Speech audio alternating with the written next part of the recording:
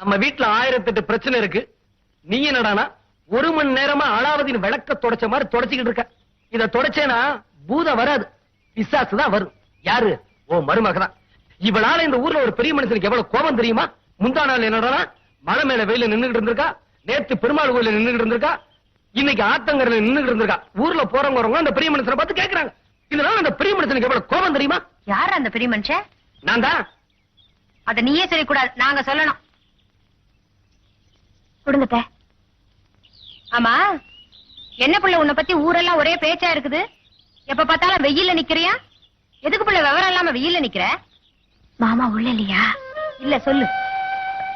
ஒண்ணு இல்லத்த, என்னை விட மாமா நேரம் கம்மி இல்ல, அதனாலதான் நானும் அவர் மாதிரியே ஆகணும்னு வெயில்ல நிக்கிறேன்.